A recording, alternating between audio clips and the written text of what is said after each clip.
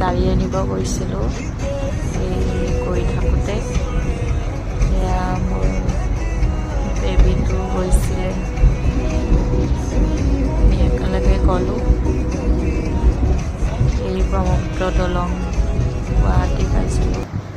তাৰপিছত তাত গাড়ী চোৱাত মোৰ বাইদেউ আহিছিলে, বাইদেউৰ ছোৱালীটো আৰু আমাৰ তাই খেলি আছে। এইখনে গাড়ী, নতুন গাড়ী বাইদেউ। তাৰপিছত সিহঁতে গাড়ীত উঠি পূৰা খেলিছে আৰু পূৰা ফূৰ্তি হৈছে। তাৰপিছত আমি বাচ্ছাকেইটাই তাত বহুত দিগদাৰ কৰি আছিলে। আমি ভাবিলোঁ অলপ ফুৰাই লওঁ, কিবা প্ৰব্লেমৰ কাৰণে গাড়ীখন অলপ দেৰি হ'ব বুলি ক'লে।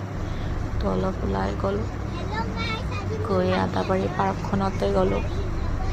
তাতে সিহঁতে বহুত এনজয় কৰিলে, ভাল লাগিলে ফুৰি বহুত। তাৰপিছত তাতে অলপ খেলিলে সিহঁতে। পাৰ্কখন কিন্তু ধুনীয়া, বহুত গ্ৰীণি একদম ধুনীয়া বনাইছে, পূৰা ক্লিন।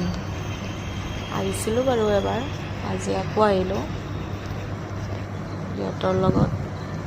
সিহঁতেও পূৰা খেলি পূৰা ফূৰ্তি পালে আৰু একদম। বাচ্ছাবিলাকে মানে এইবিলাকত বহুত ফূৰ্তি পায়।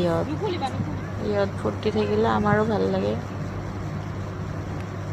খেলা বস্তুবিলাক নহ'লে মুকলি ঠাই আজিকালি এনেকৈ নাপায়ে নহয় আৰু পাৰ্কত। তাৰপিছত আমি আহিলোঁ, আহি আৰু গাড়ী হ'ল ৰেডি।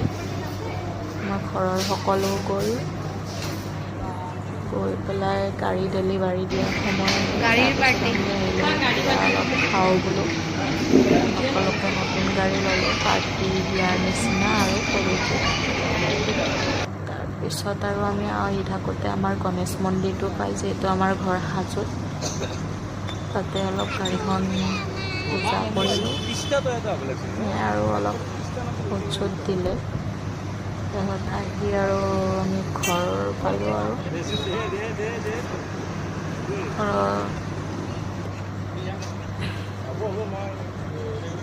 পূজা হোৱাৰ পিছত আৰু আমি ঘৰলৈ আহিলোঁ। ঘৰত আহি আকৌ মানে ভালো লাগে ইয়াত।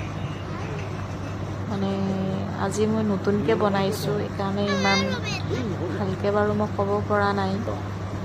জাষ্ট শিকি আছোঁ, ইমান এডিটিং বা এইবিলাক ইমান নাজানো।